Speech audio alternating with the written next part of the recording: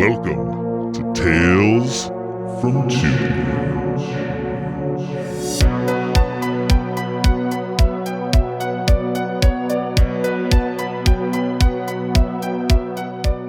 Hey Tubi friends! Welcome to a brand new episode of Tales from Tubi.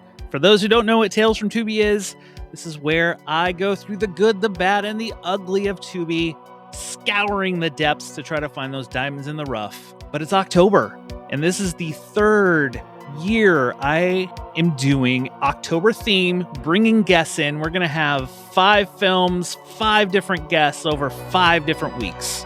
It's going to be my biggest October yet, and we are doing October Anthologies of Horror. Every movie this month will be an anthology film, and we're kicking off with Asylum from 1972, and I have wonderful guests to bring in. I have 2/3 of the Barrens Hideout podcast.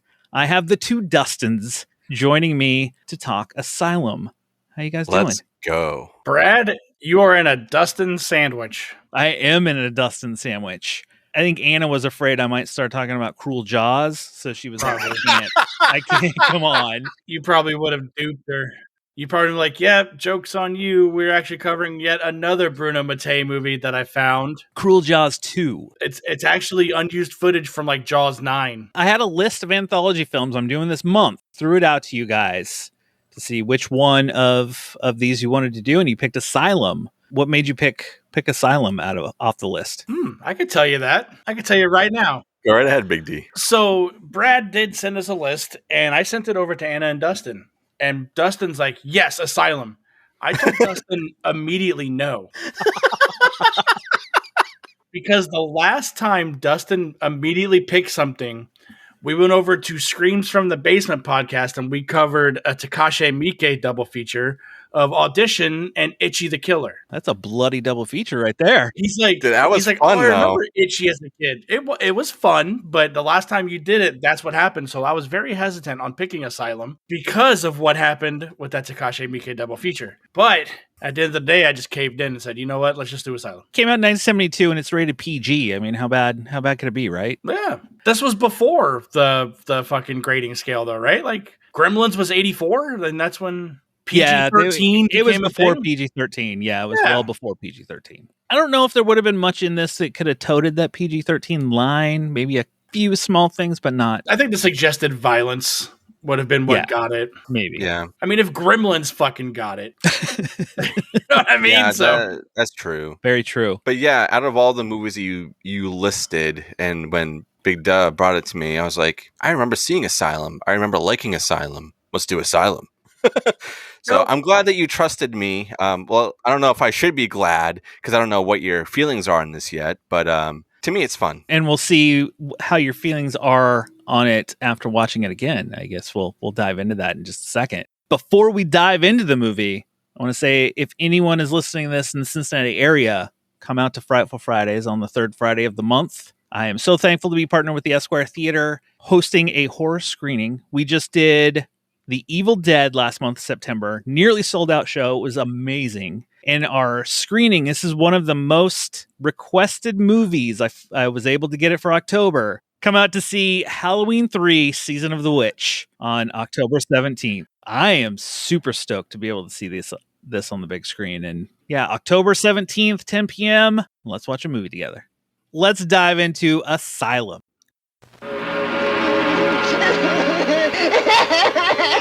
The most terrifying form of evil is that which lurks within the human mind. Asylum, the ultimate in horror. This is an asylum for the incurably insane.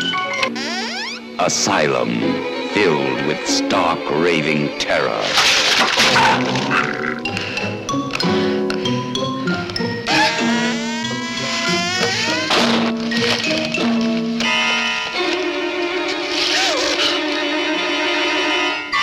In order to secure a job at a mental institution, a young psychiatrist must interview 4 patients inside the asylum. This is directed by Roy Ward Baker, also known as House of Crazies. Oh, interesting. I mean, you're in an insane asylum, right? Then House of Crazies, I guess it fits. They're like, yeah, let's just call it House of Crazies. That works. Stars Peter Cushing, Britt Eklund, Robert Powell, Herbert Loam, Barry Morse, Patrick Maggie, and many others. And we found out before we started recording that this is one of the films within an anthology series that Amicus Productions did. So they have this one, and then they had Torture Garden in 1967, The House That Dripped Blood 1970, Tale from the Crypt from 1972, Asylum 1972 also, The Vault of Horror from 1973, and From Beyond the Grave in 1974. I really need to go check all those out. I do too. I didn't know they had a series of these, so I'm like, I gotta watch them all. And I guess I just want to say to your audience, Brad, because we were kind of trying to see if there was anything even further, like before this. If anybody out there knows of any earlier anthology movies, I want to know about it. Oh, I do the too. earliest we saw was 65, I think, is what we were saying, right? Yeah, because there was shoot, I forgot the name of it now. Yeah, it was something. Oh, Dr. Terror's House of Horrors, which was also part that's of this list. That was 1965. We have 4 stories, and then there's the wraparound, the bookends, I guess you could say, of the movie. We start with this man heading out to this asylum, and he's meeting with the warden of the asylum, talking about, basically he's there to get a job. And he asks about another doctor in there, and he's like, he's one of the inmates now. Some things happened. He's gone a little crazy. That's a red flag, okay? Yeah. I'm gonna say, if I'm going to get a job at an asylum, and you say, yeah, one of our head doctors is now a patient here, I'm walking out. I'm sorry. I'm out here. No, thank you. like, what are you guys doing here that's making your own doctors go insane? But no, he's like, no, I want to go visit with these people to find out what's going on here, what some of these people are saying. And each one of these stories, that's what it is. He goes to different rooms and talks to a different patient, and they kind of give the story of why they are there. People either believe them or don't believe them. Did you have a favorite one? I do have a favorite one. Well, 2 of them that are fairly close to each other that I liked. I'll save them for the end after we kind of go through them. Okay. We'll start with the first door. It's titled Frozen Fear. His first patient is Bonnie. And then Bonnie has a story that she is in an affair with Walter. And Walter he's basically going to kind of get rid of his wife. He's going to knock her off so he and Bonnie can be together. And what I like the most about this one is because Walter's sitting there in his in the house, because it's led to believe that his wife is the moneymaker. Like, she's the one that has all this money, because she comes up to him at one point and is like, yeah, so you're mine, and I'm never gonna let you fucking go. And I'm like, dude, she reeks of power, that's what I really liked about her. Oh yeah. Especially during this time, in the world, that's pushing. Yeah. Oh yeah, early 70s. This was probably filmed. It came out in 72, so it was at least filmed 71, maybe 70, depending how long it took him to turn this thing around. So yeah, woman as the breadwinner back in the 70s. That was, that's a big story. And of course, he's having an affair and wants to knock her off so he can take all the money, I guess, and run. He wants to feel like he's the one that's owning That's it. right. He goes, I bought you a present with your money. Surprise. You always wanted this, right? And she's like, yes, I did. He goes, yeah, follow me. I got you a surprise. And she goes, where? And she goes, the basement? And he goes, yes. Come down to the basement. Yeah. Very, very shady. Yeah. Look at his ice chest all the way the fuck back there. I got you a freezer. Come over here. It's just a POV and there's a big red X on the floor where she needs to stand. He doesn't just kill her. He chops her up into little pieces. Whacks her. And wraps every little piece in butcher's paper. Presents. He goes, let me ask you something. And then after he puts her in the freezer, he's like, rest in pieces. And then the guy from Pieces comes in. Yeah, right? He puts all the body parts into the freezer, but the last thing he has is this bracelet that he tosses in afterwards. some things start to happen. He calls up Bonnie to let her know, like, hey, it's done. We can do our thing. Why don't you head on over and let's finish this up. Head on over. Yeah, exactly. So that was unintentional. And I like this part because like the especially being in the 70s, man, like the practical effects we get in this, we have body parts moving around seamlessly. Like you can tell like someone's kicking them around or they're on a string. First one's a head that rolls across the floor, but then it stops and you're like, okay, it's just gonna sit there. But they actually had it like breathing, moving, and I was like, oh wow. For early 70s, this is pretty good. And then you see the torso come out. Now let me ask you this real quick. Do you think Matthew Lillard went to this house in the early 2000s with one said employer, which I can't remember their name, and they found the torso for 13 Ghosts? Didn't even think about that. There it is. He's throwing out some brain busters out there, man. Yeah, he is.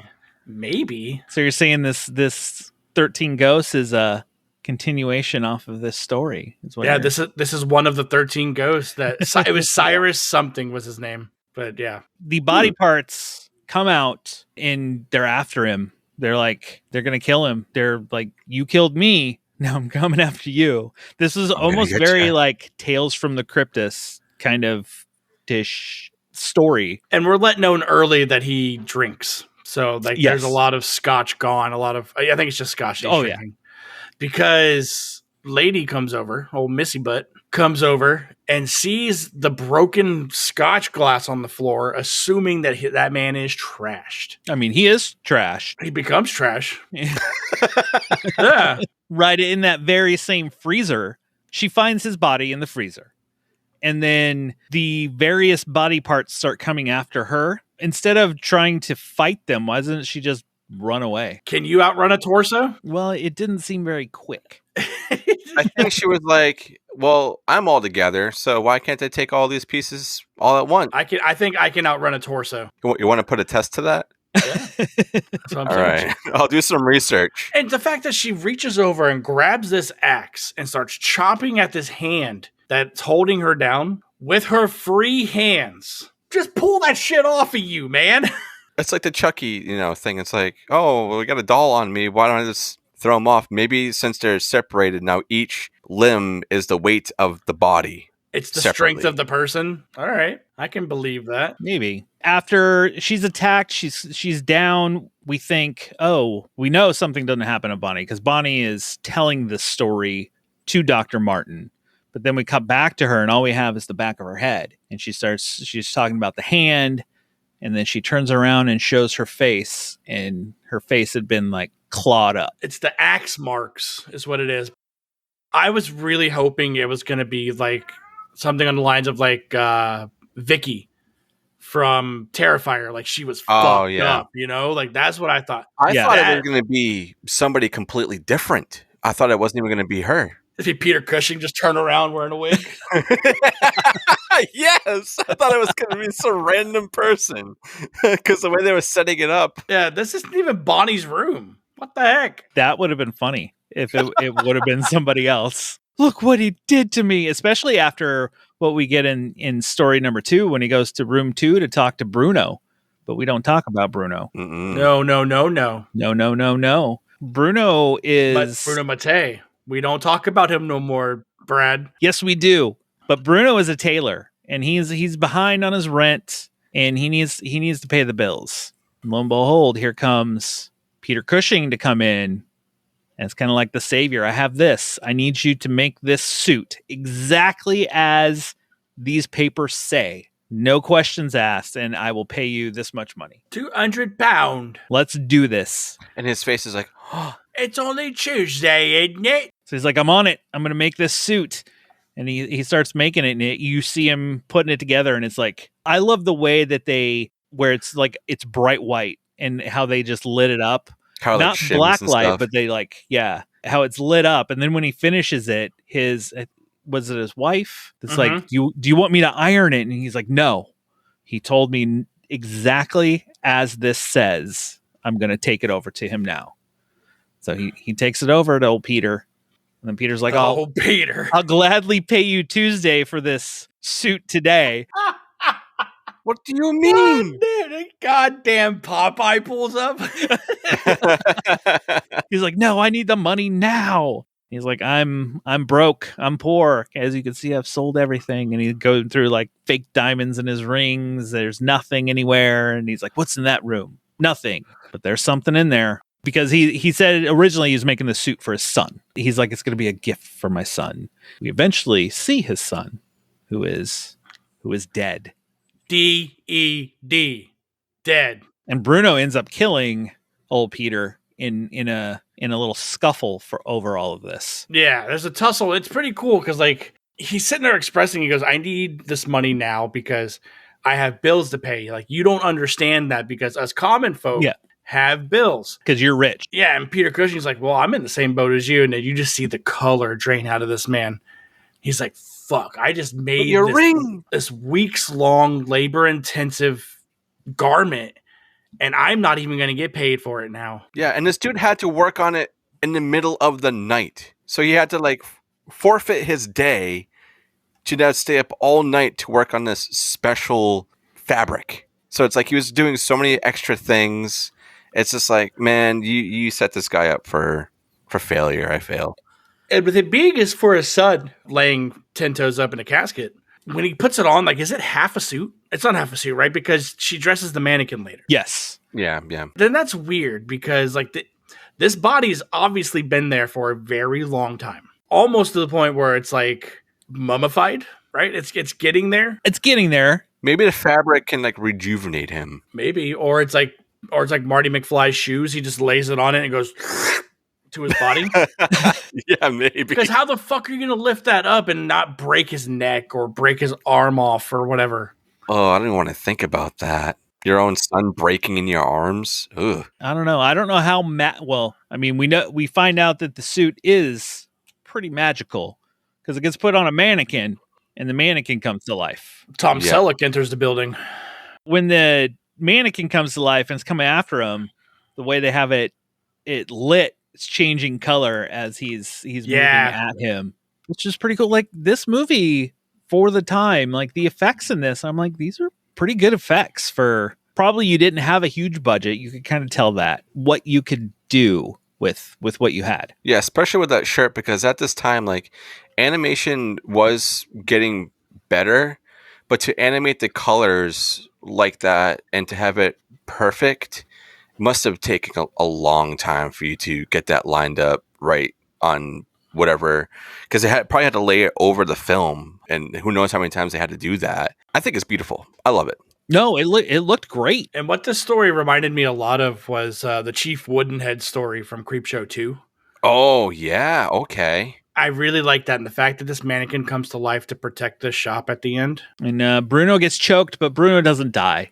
He's the one in the asylum.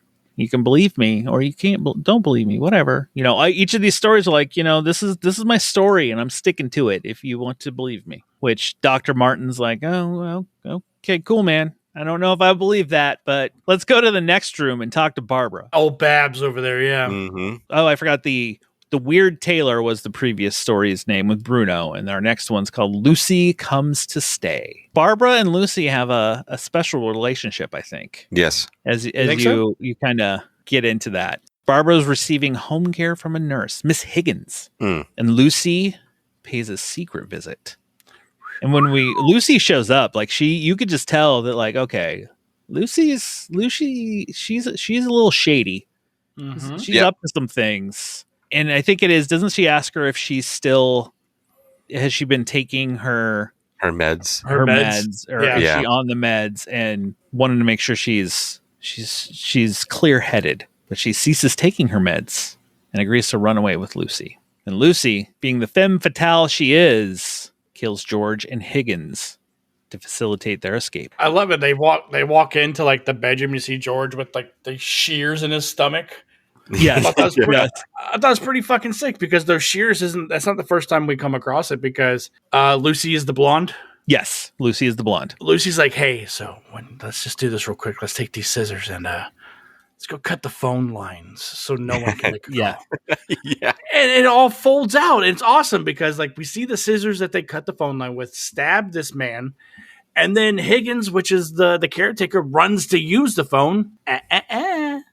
Can't use the phone because there's no phone line. Bum, bum, bum. Then gets got. He does. Yep.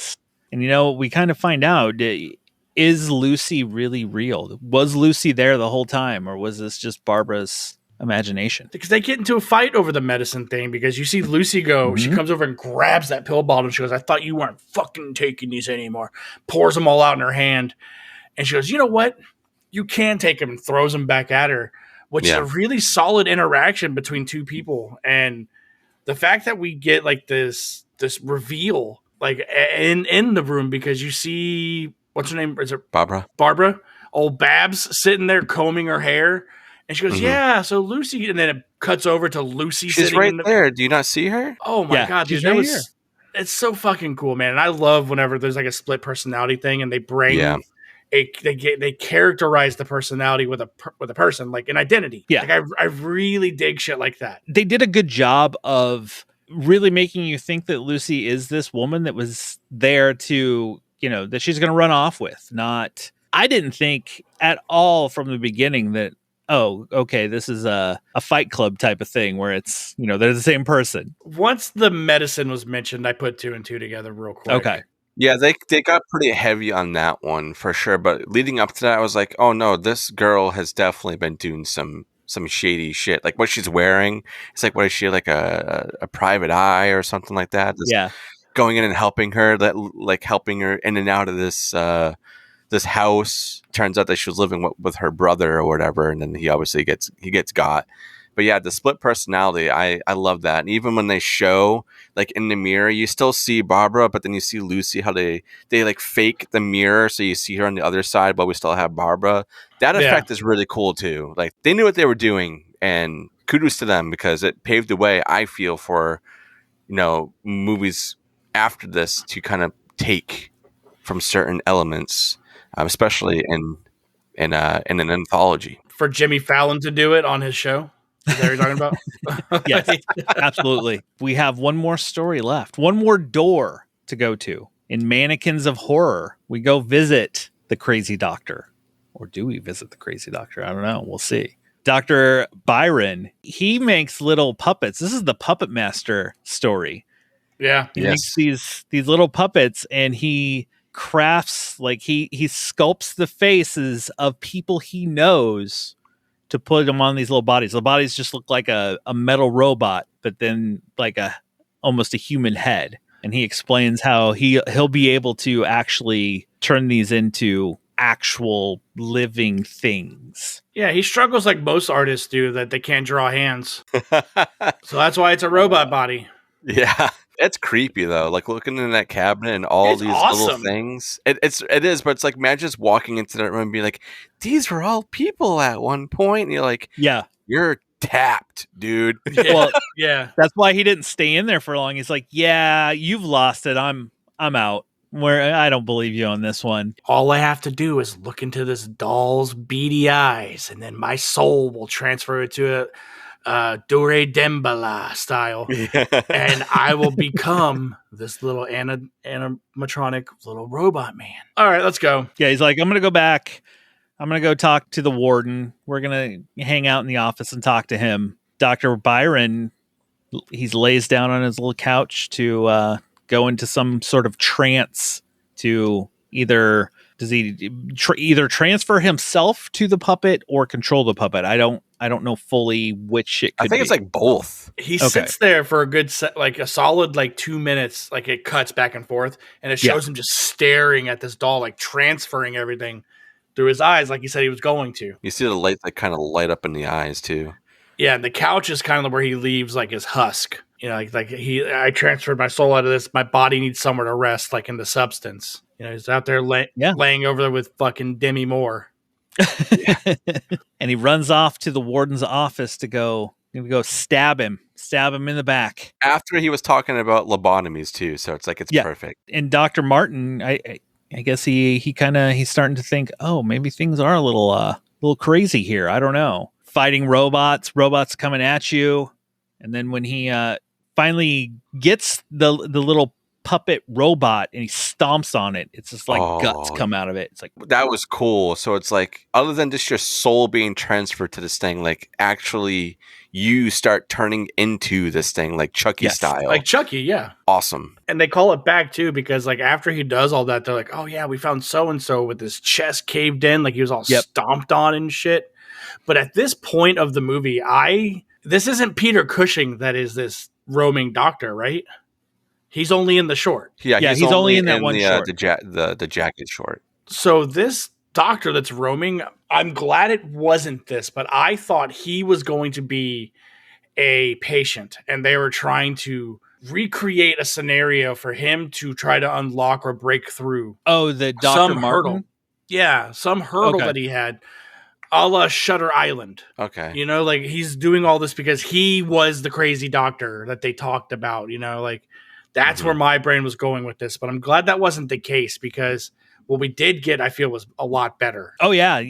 There's an orderly that you see a few times that comes back, and you find out that he's the crazy one in this whole building. Was it that the original doctor that you see dead that he killed? And he took on his persona. Yeah. He took on that dude. It was me. He takes off his stethoscope. Yeah, that whole crazy like laugh as he's strangling him and everything.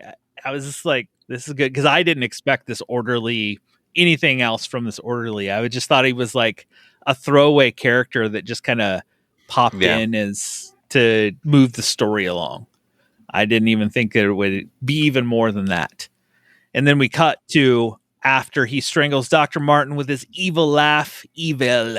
Another car pulls up the asylum. A new person comes up to the door. The orderly, he opens the door, lets him in, and he closes it. I like that too. He goes, we should always keep the door closed just in case the evil wants to get out.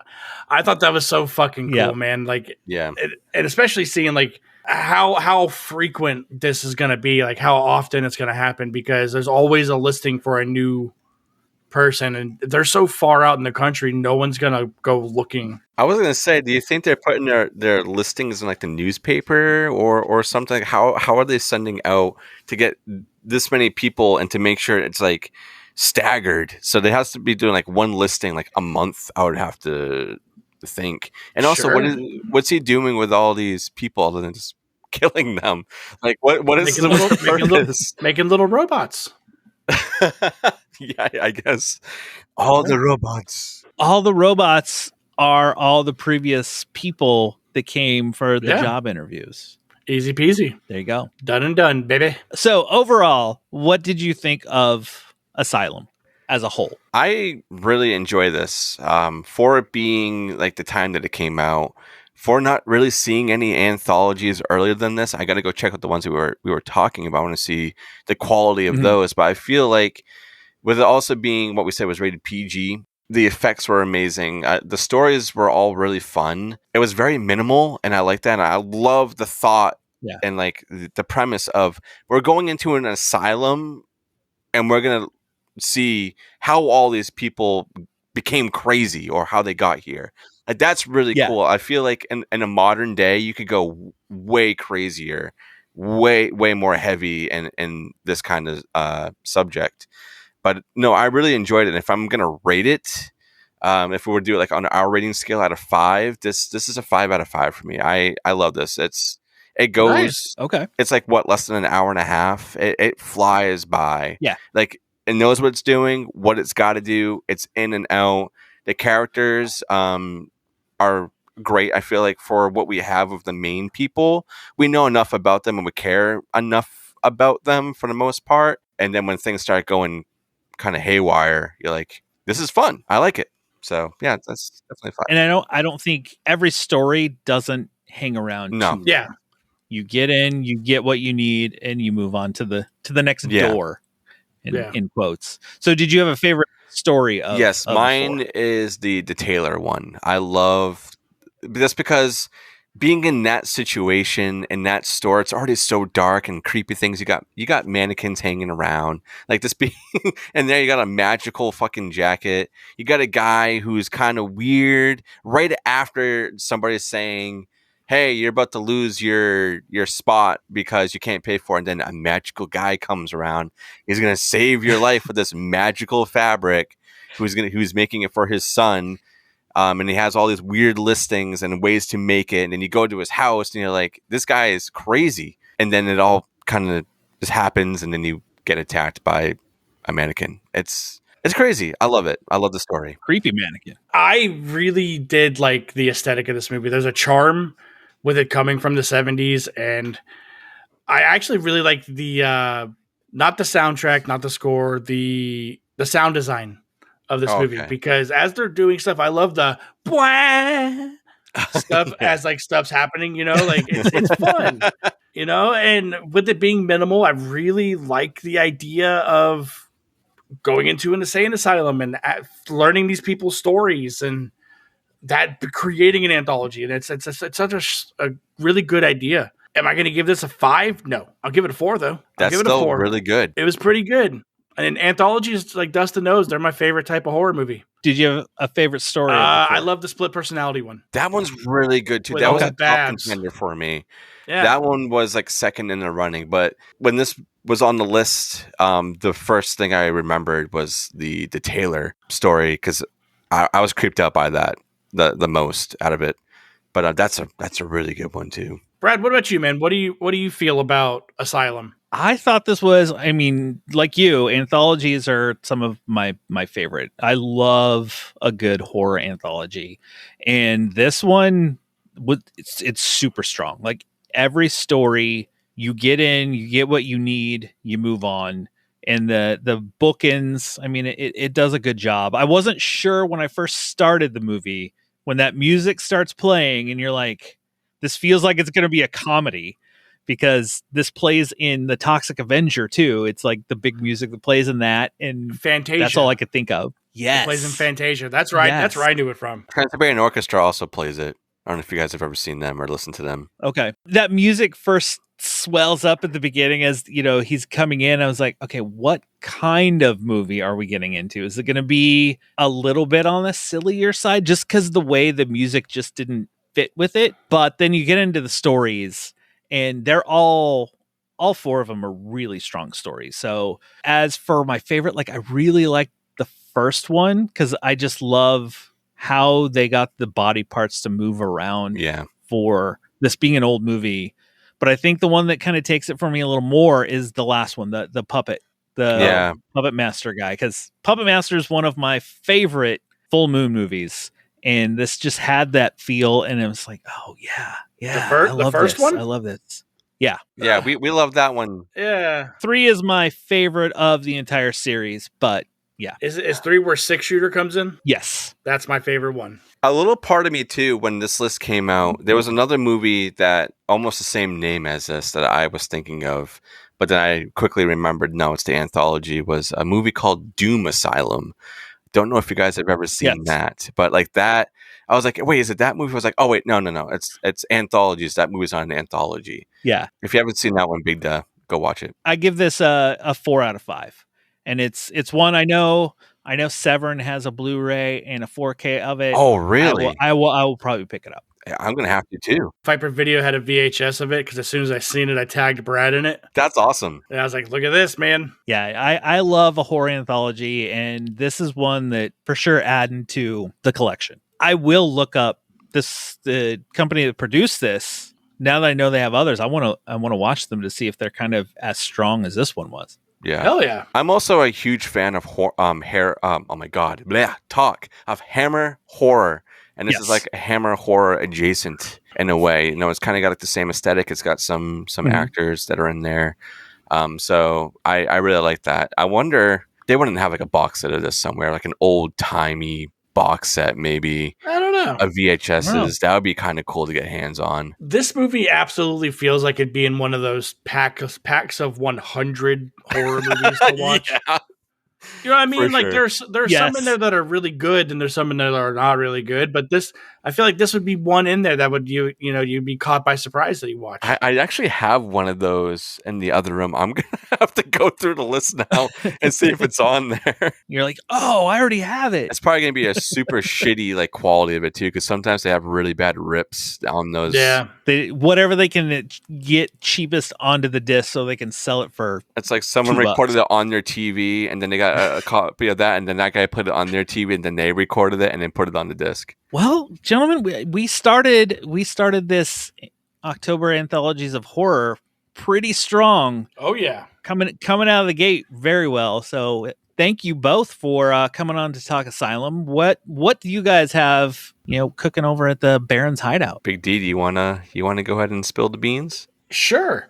So for October, we are not doing a retrospect on Halloween this year. Damn it!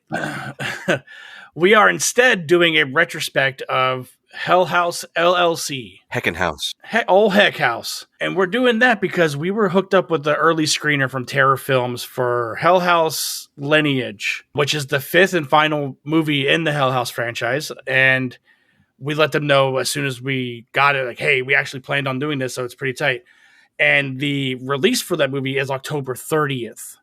So just in time for Halloween. So we will be doing a whole retrospect of the franchise. And we have Anna back there connecting the strings and making the cork board in the She's back. our Charlie. Yeah, man. We just wrapped up Fantastic Fest like you did. Like that was pretty fucking fun. What was your favorite movie from Fantastic Fest that you got screeners for, Brad? There was a lot of solid films. I'd probably say Apopheniacs was really good. Okay. Theater is Dead. It surprised me for how much I loved that one. Dolly and Deathstalker were my number ones for the Deathstalker, it's Steven Kostansky. It just yeah, dude. It hit. Yep, I'm right there with Big D as well with mine. Like those were great. The two-faced the troll character that came out, it just made it, I thought of Psycho Gorman immediately. I thought I thought of them in the forest and he's like fighting them. I was like, I will give you a warrior's death. Yes. I really hope that he goes to make other Deathstalkers, considering there were multiple films. He can even make his own world. He doesn't even need to do any more remakes. He can make his own world in this world now. Yeah. But yeah, that's what we got cooking. Hell House retrospect, and hopefully I think by this time we'll have Tales from the Barrens cooking again. Yes, that's on the back burner just due to Fantastic Fest, but since that's wrapped, we're itching for it, man.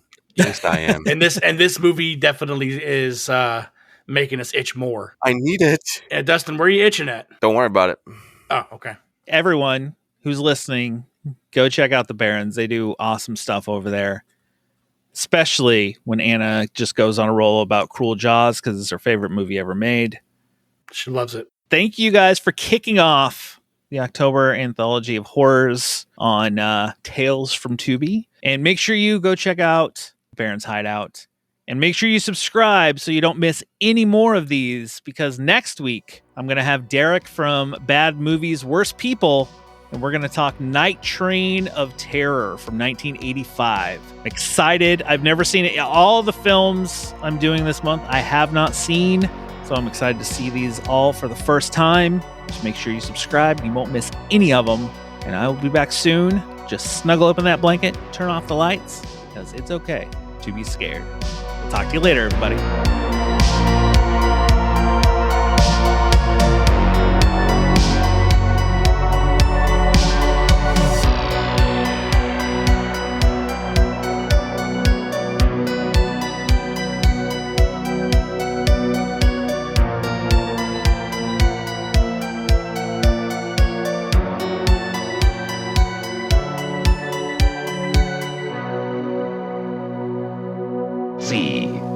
Asylum. You have nothing to lose but your mind.